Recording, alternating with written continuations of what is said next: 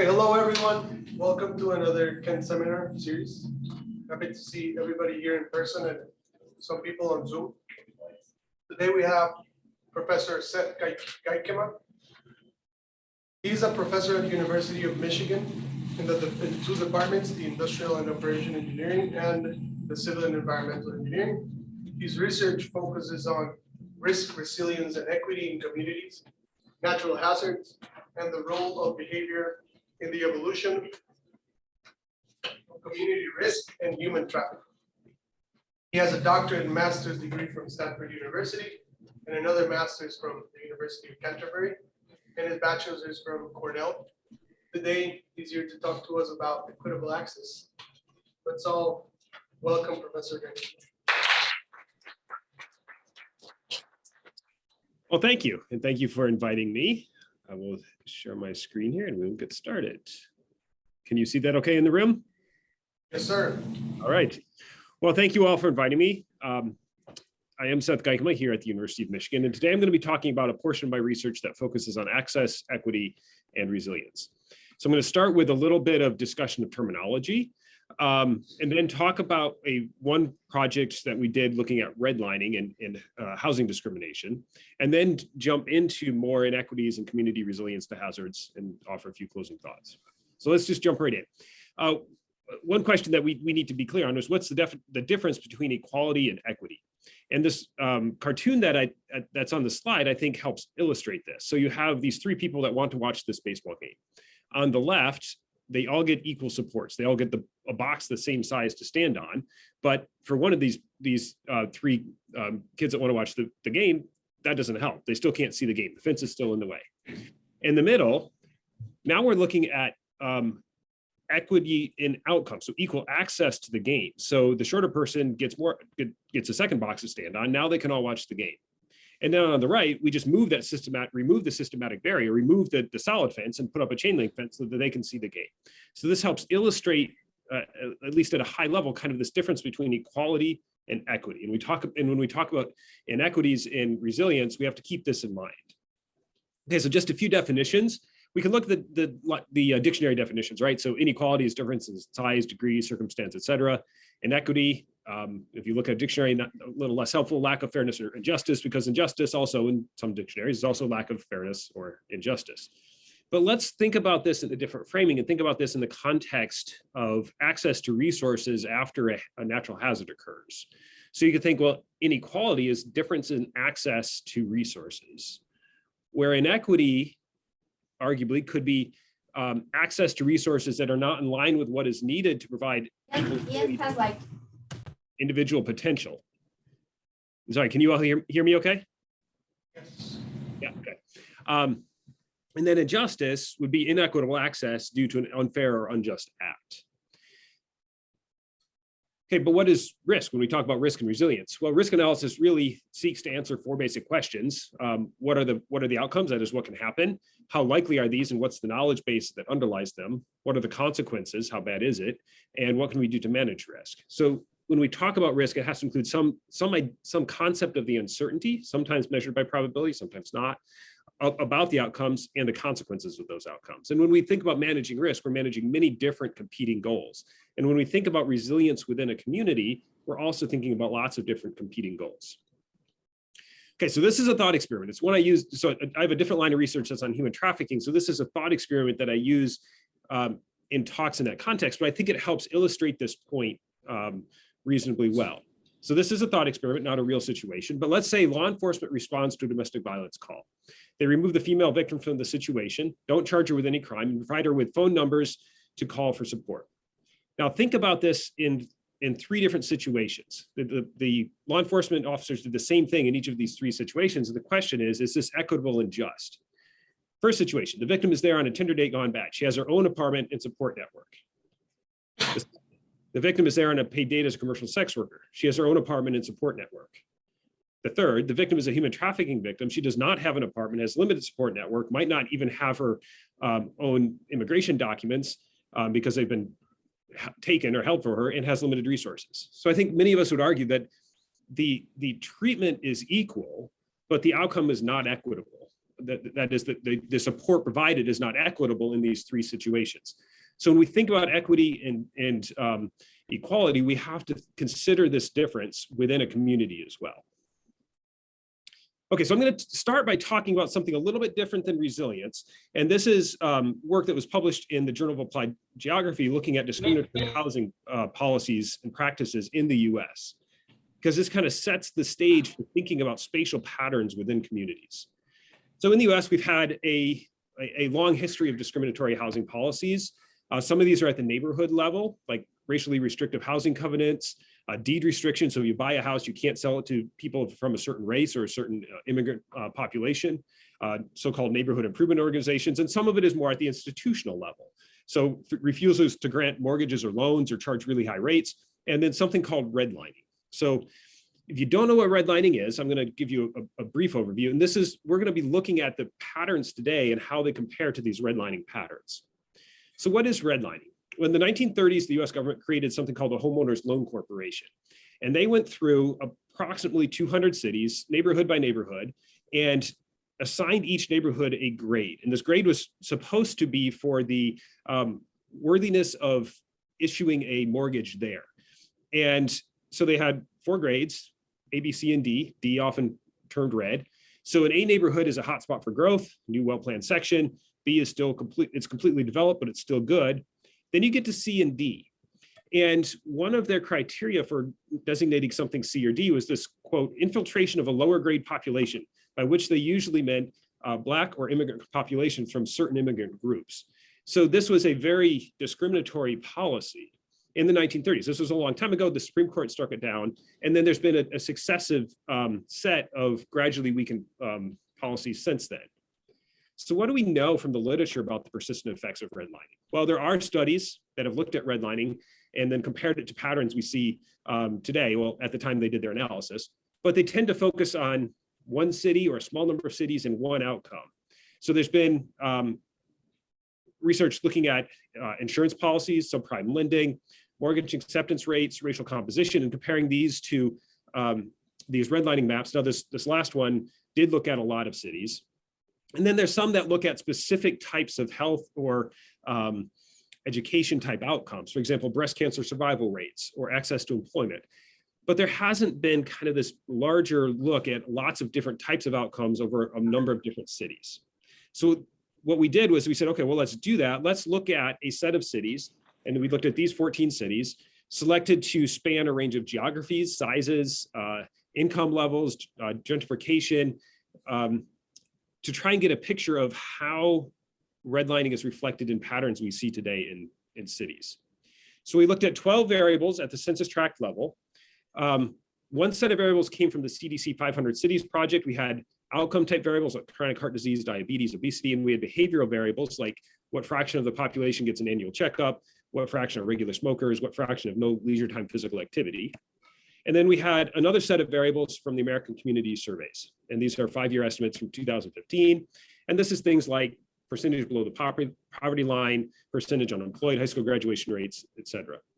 Okay, so we have all these different outcome variables. We then match them to the redlining maps. So the redlining maps have been digitized. So this is an example, and this is chronic heart disease in Detroit in 2015. And you can see it varies a lot from less than 6% to up to 14%. So this varies quite a bit. And then you start to overlay the redlined areas on these. So these are the green areas in Detroit, not very many. Those are the red areas, quite a few. And you can see that these spatial units don't match up. So we have an unmatched spatial unit problem. So we have our census tracts, we have our outcome variables. So what we do is we overlay them, and then we look at the areas of overlap, and that becomes our unit of analysis. So each of those areas of overlap becomes our spatial unit of analysis to try to look at the correspondence between the redlined category and the outcome variable today. So I'm going to go through this relatively quickly, but this is what it looks like, right? This map kind of looks like a mess. And this is why we have to do that spatial unit mapping or matching so that we can then analyze all these cities. Okay, so we can look qualitatively and see what this data looks like. So it's this chronic heart disease in Detroit, and this is percent of residents with CHD, separated by each of the redlined category, or the HOLC categories, right? So the red looks like it might be somewhat higher and the green somewhat lower, right? There's the red, there's the green. It's more stark in other cases. So this is high school graduation rates in Atlanta. And if you look at the green and the blue, these are much higher than the red, previously redlined areas. Okay, so now let's look at these, and we can look at the means and at the standard deviations in these. And chronic heart disease, we look at this across all the cities, so Springfield, Portland, New York City, Mobile, et cetera, all the way down to Atlanta, and look at the mean fraction of the population in these different red line categories that has heart disease. It's higher in the red and yellow areas in almost all of the cities. If we look at high school graduation rates, they're substantially lower in almost all of the red and yellow areas in these 14 cities. So this gives us some sense that there's probably a persistent pattern here. So we then did a really simple regression. We regressed the response variable, for example, the percent that has diabetes, against what's the HOLC category, with using red as the base. So everything's compared to red. So it's a really simple regression, but the results are pretty instructive. That we can compare then for each of these variables relative to the red line, is it higher or lower, and is the difference statistically significant? So the way to read this, if we look at smoking for A, so this is the green areas versus the red lined areas. If there's a bar here, then that tells us it's statistically significant. So the differences are statistically significant in every place except Boston, and it's negative. That means smoking rates are lower by a statistically significant margin in all of the cities except Boston. This is lower in green versus red. And if you look at this, smoking is lower, high school graduation rates are higher, diabetes is lower, no leisure time physical activity is lower, having no insurance is lower. So you see this consistent pattern starting to appear. And if you look at B, it's still a relatively consistent pattern. C versus D is not as big. So we can summarize this and say, well, what outcomes are lower in neighborhoods that were redlined? Okay, high school graduation rate is lower in 88% of our areas that this is lower and statistically significant in 88% of the areas of our spatial units that were in the redlined area. The percentage of the population that's white is lower in 76%, and the percentage that get regular checkups is lower in about half of them. Which ones are higher? Well, poverty, smoking, no leisure time physical activity, transit use, having no insurance, obesity, diabetes, unemployment, chronic heart disease. So all higher in areas that are red neighborhoods. So we see that there are still clear patterns. There are spatial differences within these 14 cities that correspond to the historic redlined areas. So now if we're going to think about community resilience, we have to think spatially, because we're not trying to estimate the average resilience of the community or a resilience score for the community or the resilience score for a county. When we really want to think about resilience, we have to think about differences within the community. So my starting point in thinking about resilience is that it's fundamentally about the people, and it's about what they need to return to normalcy and to ultimately thrive and achieve their full potential. So here we're talking about resilience to disruptive events, be it a hurricane or a flood or a pandemic, something that disrupts their normal patterns. And we're looking at this mode of, okay, how do they recover from it? And we have to be really concerned about the inequities in the resilience. Which subgroups lack resilience, and in what ways and why? And how does this impact them over the long run? I'm not going to talk about it too much today, but individual behavior also really matters at the macro scale. We have a separate line of research where we're looking at individual level behaviors and how that changes how community resilience evolves over time. And I believe we really need open source methods and open source data to be able to do this, so that communities have access to the results and can use the results to help improve resilience in their community. And this is all going to require some computing power. So if we look at the resilience literature, there's really two dominant views. One is grounded in sociology and geography, and it's the adaptive capacity approach. So this focuses on measurable variables that are correlated with the community's ability to adapt or provide estimates of vulnerable subpopulations. There's not a very strong connection to the provision of key services like water or power or mobility after an event. And it's generally done at either the census tract or county scale. So it's pretty aggregated. The engineering infrastructure literature has a very different approach that's been developed. And it really traditionally focuses on critical infrastructure. water, power, transportation, and you see the resilience triangle, the resilience curve, but there's not a lot of detail paid to spatial differences within the community. You'll see like a resilience curve for the power system of Los Angeles. I've developed one of those for earthquakes, right? But it's for Los Angeles. It doesn't help us understand what's going on within the city. So two examples of these, SOBI is a very well-known social vulnerability index, right? This is the county scale version. There's a census tract version. And then we see the well-known resilience triangle. This happens to be the people's framework, but it's gotten implemented in different ways. Where you have your system performance, for example, what fraction of the population has access to drinking water from the water system, it goes down and it comes back up, and you're measuring resilience with the recovery curve. With one of my former PhD students, we've developed a somewhat different view of what resilience is, where we look at resilience as it's really about equitable access to essential services. So it's access before, during, and after a disruptive event. Because if you start off with poor access, it's not going to get better during the disruptive event, most likely. And the essential services here are community defined, not analyst specified. So we see things like the US definitions of critical infrastructure or the Scandinavian definitions of critical societal functions. So these are externally defined, typically at a national level, and then kind of passed down to communities and said, here's what's essential to you. We take a different view and say, well, we need to ground this in what the community thinks is essential because there might be some differences. And also the means of gaining access is not the critical part.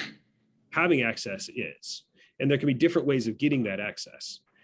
And we want to place a particular focus on the most vulnerable and disadvantaged subpopulations and try to get down to the household level. So we're not trying to estimate the resilience of a county or a census tract or the water system. We want to look at the resilience of a household and ask, are they resilient? And in what ways? And they might be really resilient in terms of their access to water and food, but not with access to childcare or education. So there can be differences depending on what service we're talking about.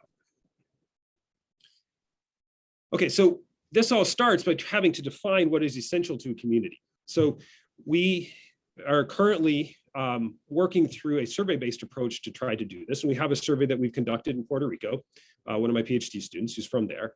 So this is computer self-administered survey. We've done it with about 200 people, all permanent residents of Puerto Rico. And we went in with a few hypotheses to take a look at, right? So one is that what people perceive to be essential is going to depend on the demographics of the population. That is, who is responding. Different people might view different things as being essential. And that there are some services that are not considered essential at the national level that are at the community level. Okay, so we went in, we did this survey. We're still analyzing the results, but I'm going to give you some of the kind of preliminary overview of what we found. So we asked them a question that basically said, how much would you be affected if the following services were interrupted? Power, water, transportation, the things you usually think of, but also elder care, education, daycares, recreational services, religious service, healthcare for pets. And if you look at what people were said they would be most disrupted by, so this is the kind of teal and the purple, are extremely affected and moderately affected. Food and agriculture services is a big one. Water is a big one. Power is a big one. Communications is a big one. So it looks like, okay, these are kind of things we might kind of expect, but this is looking across the population as a whole. If we look at subpopulations, we pick up some things that you might not pick up if you use kind of this population level look, right? So now, how much would you be affected if daycare services was interrupted? Well, the results aren't surprising. If you look at everybody we surveyed on the right, only about 5% said, yeah, I'd be really disrupted by that. If you look at those households that have kids less than 5 years old, 40% said they would be really disrupted by that, which makes sense if you have kids, right? If you don't have daycare, there's nobody to take care of your kids, everything gets disrupted. So, and this is just kind of a simple example of why it's important to look at subpopulations. We also asked, not just how affected would you be, but what do you think the priority should be in restoration? And this was interesting because it wasn't necessarily the same as the what would disrupt you the most. So if we look at kind of high priorities for restoration, food is kind of number one. If you, again, we're looking at the teal plus purple. Water is up there, power is up there. Healthcare services now is up there, right? So we can ask, okay, well, what do you want to see restored more quickly? And there's a history here asking this question in Puerto Rico, because after Hurricane Maria, some of the areas were without power for months. So it's not surprising that power shows up really high. because they've had a really terrible experience after that disruption with power restoration.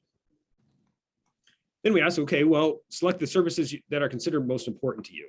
The top three were water, food, and power, followed quite closely by healthcare, and then it dropped more. Right, so we're seeing the kinds of things that people are saying are important, but again, different subpopulations will say other things are important as well. Like elder care was one that for some subpopulations was quite important, and that was one that wasn't necessarily on our radar at first.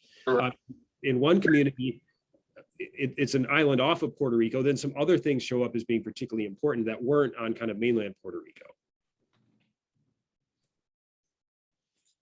Okay, so that helps us understand what communities view as critical. Then the question is, okay, well, what is access and how do we start to measure it? Because if we can't measure it, then we can't really measure resilience of it. So we published a couple papers on this in more kind of the urban planning literature. When we look at the different aspects of accessibility, often people think proximity, but there's other parts to this. Availability, is it open? Acceptability, affordability, adequacy, and awareness. Well, in the next part of what I talk about, I'm going to focus on proximity, because if we can't at least get that, then we've got a problem, right? So that's necessary, but not sufficient for something to be accessible. There are some traditional approaches for measuring access in the urban planning literature, and they do focus on proximity. Typically, they use large spatial units, for example, census tracts. What's the accessibility of education by census tract, rather than households? And this is an issue because you miss some of those really fine scale transportation issues that if you broaden out to that census tract.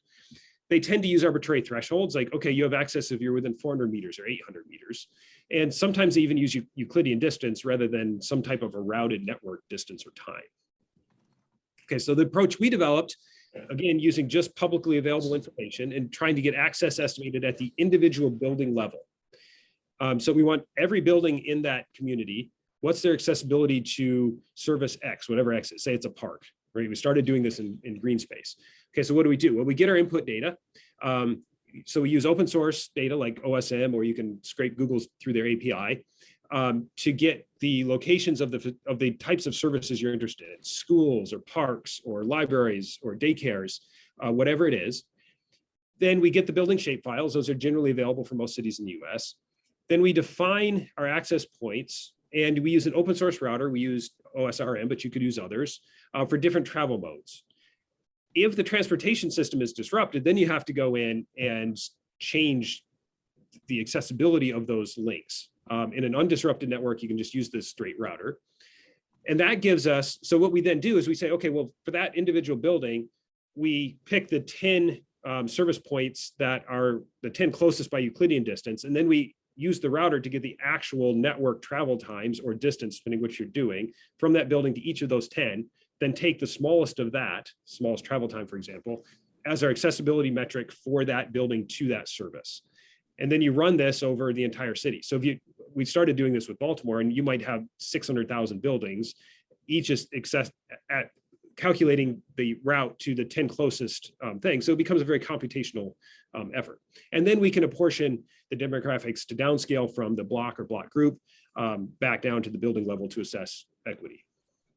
Okay, so this is an example of the output. This is the kind of the first paper and the second paper where we're looking at green space. So access to green space. And we looked at Baltimore, Los Angeles, Seattle, Detroit, and Atlanta. And the maps show the spatial proximity to green space, where red is you're further from green space and blue is you're close. And then rather than pick an arbitrary threshold, like, okay, if you're within 400 meters, you have access, we basically say, well, let's develop what looks like a cumulative density function for time to a park. And now let's separate by white and non-white populations. So for example, if you look at this one here, C, the way to read these is, let's look at the walk time of 10 minutes and look at Atlanta, the blue ones. So if we look at that, about the white is the solid line, the non-white populations are the dashed line. So about 65, 70% of the white population is within 10 minutes of green space. Only about 55 to 60% of the non-white population is. So you can see a disparity in access by the width of that bar. But we then realized, well, green space is not all green space is equal. In some cities, like Baltimore, where I lived, where we were doing this, some of that green space is not safe. So we went to the FBI and we got spatially located violent crime data for these 5 cities and used that to eliminate parks that had high violent crime rates. And then asked, okay, well, how close are you to parks? So that's the right graph, the access to safe parks. And now pick Atlanta. You say, okay, well, access to safe parks, 10-minute walk time. If you look at just that point, 60% of the white populations are within 10 minutes walk of what we termed a safe park. Only 40% of the non-white population is. And you can see that the width of those between those 2 bars has grown for all the cities, but not nearly as much for like Chicago or Seattle as it has for Atlanta. Oh, sorry, so Chicago's not on there, but we have Chicago too. So this then is a way to measure access spatially within a city so we can get down to the individual household level using only publicly available data. Okay, so I said I'd talk about resilience. We're finally getting to resilience. So now when we think about resilience, we can measure access to services. We can work with the community to understand what services are actually critical. Then we can ask the question, well, what does some disruptive event do? So I work a lot with natural hazards. My background is a risk analyst doing natural hazards and machine learning and simulation and things like that. So now we can look at, well, some event happens, earthquake, a hurricane, a winter storm, whatever it is. Let's extend the routing algorithm to account for transportation system damage, then account for power, water, and other centralized services and their impacts on both the households and on point services. So for example, if you're measuring access to food, first you look, okay, is the power out? Where is it out? And if a grocery store doesn't have power, pretty high chance they're closed. Okay, so now we have to remove that as a point of access and we recompute the access then to the next closest grocery store. We see if they're open, right? If they're not open, we move to the third one. You can account for building damage. We haven't rolled that into the model yet, but you can do that. Say you have an earthquake, you can use fragility functions to get that. And then we can simulate for future events or measure for live events or recent historic events, access to services. The first part of this is, well, we need to think about estimating infrastructure system performance. And again, our goal here is to do this with open access data. We want cities to be able to do this without having to buy proprietary data or something like that. I've done a lot of work on power outage forecasting that requires data from the utilities. So what we did here instead was we built a way to basically create a synthetic power system that matches the real power system reasonably well. And we validated it in a couple different geographic locations in the US. So first we build a synthetic network. We assign the lines overhead or underground, just assign fragility functions to each of the assets, each pole, each line, each transformer. And then we simulate the hazard loadings. For example, if it's a windstorm, here I'm showing Hurricane Harvey hitting Corpus Christi, Texas. You simulate the hurricane wind field, estimate the wind speed at each asset location, use a fragility function to get the probability of failure, and then do a Monte Carlo simulation and estimate for each building within the city, what's the probability they have power after that event happens. And then in work that we're just finishing, then you can simulate the restoration process for each one of those scenarios and get, well, how long is power likely to be out at each of those buildings? Okay, so we've developed that for power systems. We have a version of this for water systems and cellular communication systems that are almost done and should be submitted this summer, most likely. Okay, so this gives us at the individual building level, what's the chances that you have power, water, cellular communications after the event? How long are they out? Then what we need to do is, okay, now we apply our router and we can then ask, okay, well, how close am I by time or by distance to an open facility of the type I'm interested in, food, water, daycare, elder care, whatever it is. And then we can look spatially within the city and ask, well, who doesn't have service? This is an example of using this approach for an actual event. This was Hurricane Florence in North Carolina, and looking specifically at access to grocery stores. Well, food, it also included some smaller local things, but it's mainly supermarkets here.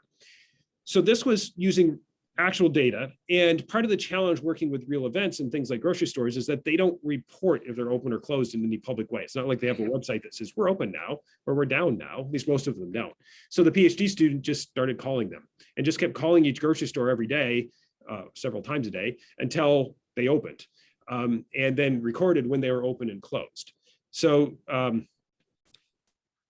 we can see a few things, right? So if we look at this graph here, this is that access graph, distance, but now for different points in time. So if you look at 8th of September before the storm, this tells us, okay, we look at this about call it about 75% of the population is within 4 kilometers of a grocery store.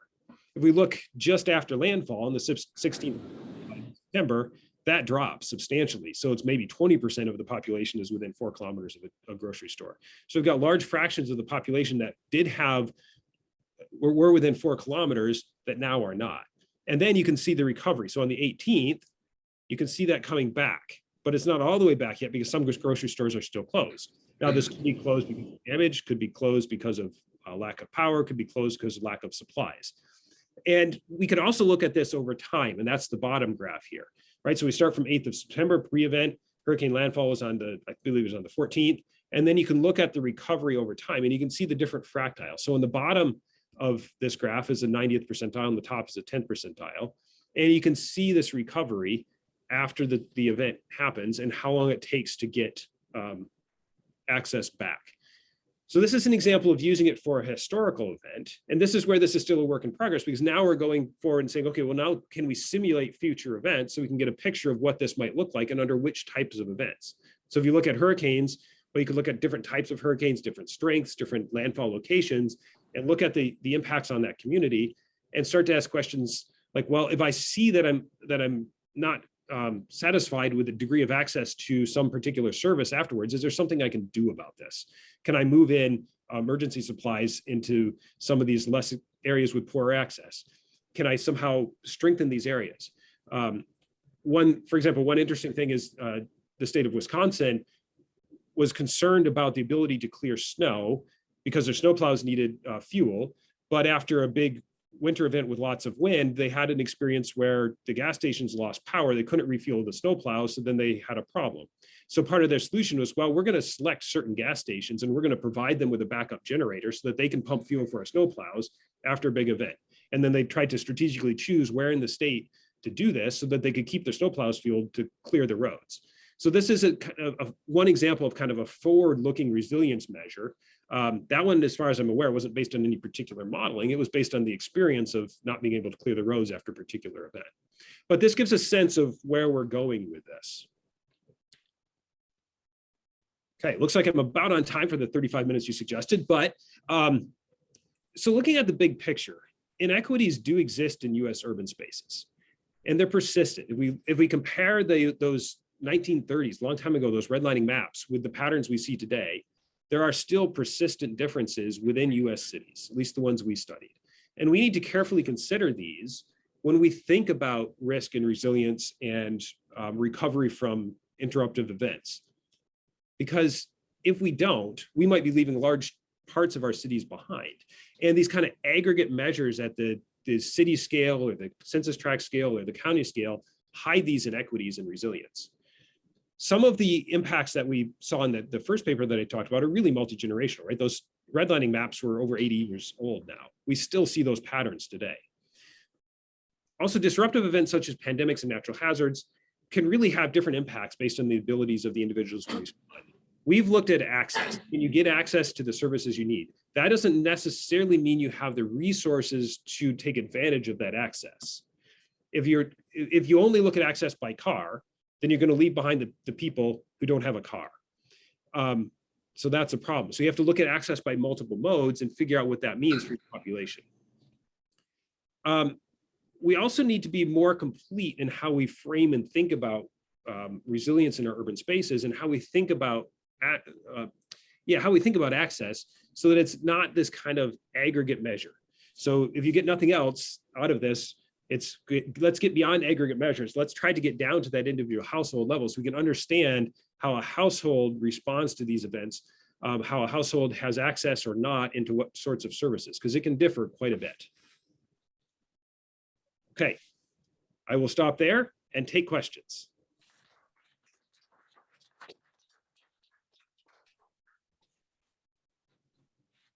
Thank you, Professor. I think we'll start in the room. If we have any question here. Go ahead. Thank you very much, Professor. Can you hear me? Yes. Well, thank you very much. I thought it was really eye-opening to see how we get these events. I have two quick questions.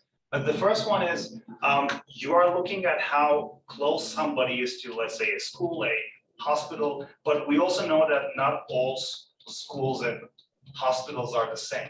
So how do you account for that in this type of analysis? Right. So I think an example there is our access to parks. So we started off just looking at proximity as routed on a network to parks. And then we realized, well, not all parks are equal, particularly in terms of safety. And this was really apparent to me living in Baltimore and going to some parks, right? So there you have to figure out, well, what are the characteristics of those areas that just, or those different points that you're calculating access to that distinguish them. So for parks, that's when then a team of undergrads working with me on this, I got them to start calling the FBI till they could find somebody who had the geolocated data for violent crime in parks in these 14 cities that we did.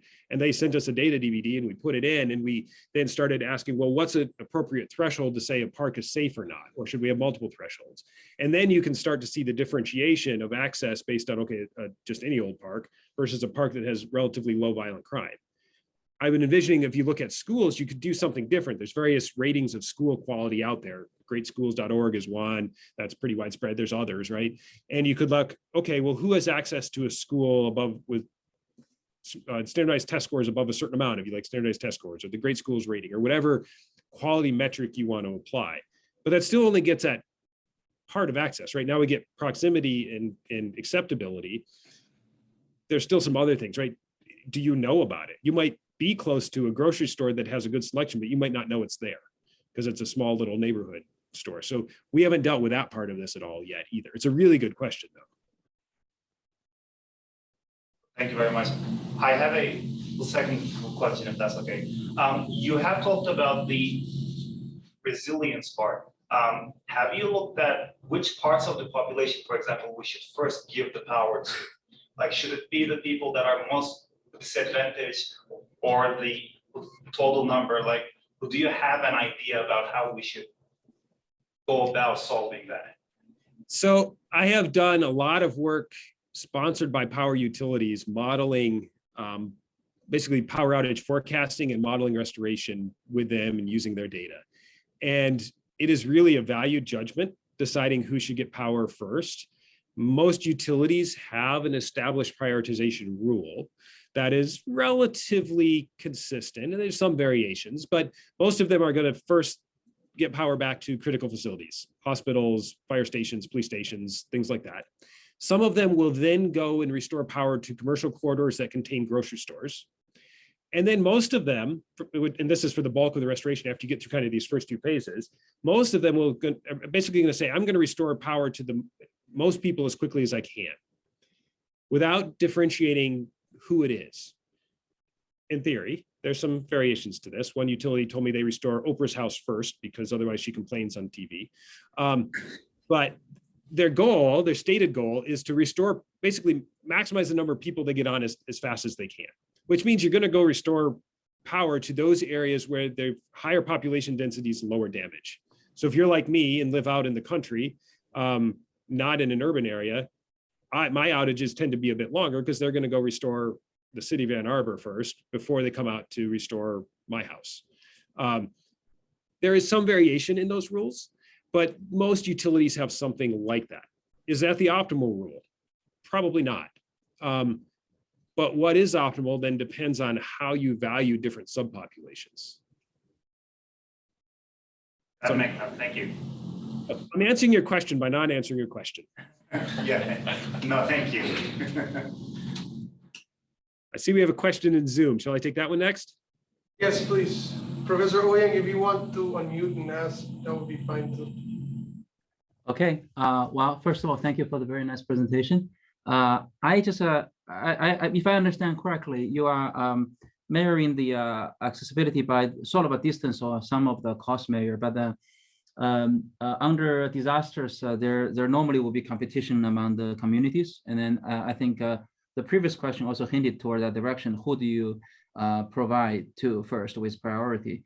Then do you consider sort of such limited availability, or other words, capacity of resources or availability of resources, and then the competition in any sense? Just curious. I don't know Yeah, if I'm so right correct. now we are calculating proximity, or proximity measured by travel time or travel distance on the network as it works. Now, if there are facilities that are what we're calling functionally closed, meaning, yeah, technically they're open sort of, but nobody's going because there's nobody there or they don't have the stock, then that's different. We have an ongoing project where we're using novel data sources to try and figure out essentially this problem, because yeah, in some things there's rationing. In other cases, there's not demand because the people haven't returned yet. And kind of one of the classic examples that people look at is home improvement stores in hurricanes, because they're critical to preparing for the hurricane and to recovering from the hurricane. But Lowe's and Home Depot in particular have gotten really good at reopening even when their buildings flattened. They put up tents and they truck in supplies, but only the supplies you need to recover from a hurricane. So if you're trying to buy a new air conditioner, you're probably out of luck.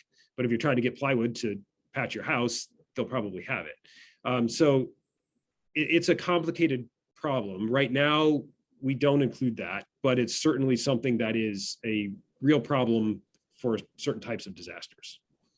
Great. Well, thank you. Yeah. Welcome. We have another question here in the room. Thank you, Professor Guikema, for the presentation. I really enjoyed it. I was wondering about the first part of the presentation where you talk about A, B, C, D, redlining things. And you also explained that it was like a some designation from the 30s, like it was very old. And now you're drawing conclusions from it. I was wondering, did you try to look if this classification would still be applied?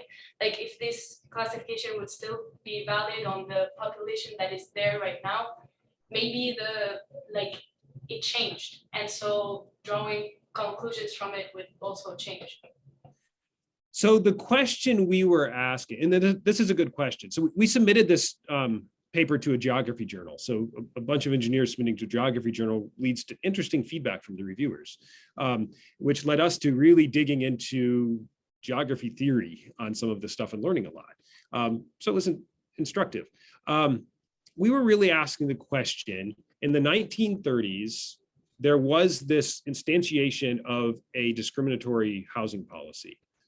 Since then, there have been successive weakenings of this. It's not like this was done in the 1930s and then magically all housing discrimination disappeared, and then we check patterns today. So in the 1930s, they had these redlining maps.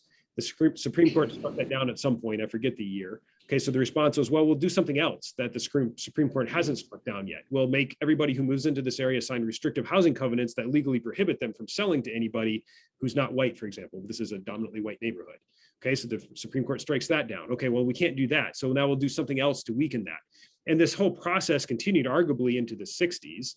And we still have, some would argue, some issues with less in-your-face discrimination, housing discrimination now. So it's been this kind of gradual weakening relative to the redlining. The redlining was ostensibly based on the desirability of issuing a mortgage, but okay, what fraction of the population is white versus not is one of the key criteria. So when we say we see a consistent pattern from between today and 1930, 1930 is kind of a proxy for this whole process. We did look to see racial composition in these neighborhoods, and they were statistically, the redlined areas, red versus green, they were very different. The difference was statistically significant. There's a far higher non-white population in the redlined areas than in the areas that weren't. In most cities, those patterns of race seem pretty persistent. There were a few cases where they had not, where they was starting to weaken, particularly areas that were gentrified. And there's other problems with gentrification. So yeah, we saw that there were still similar patterns to racial makeup spatially within the city. And then we see all these other patterns associated with that. Does this prove causality? Absolutely not. This is a regression type model, right? We can prove correlation, not causality. So that's one caveat to be careful of with these sorts of analyses. Did that sort of answer your question? Yes, yes, very interesting. Thank you. Welcome. I have a question.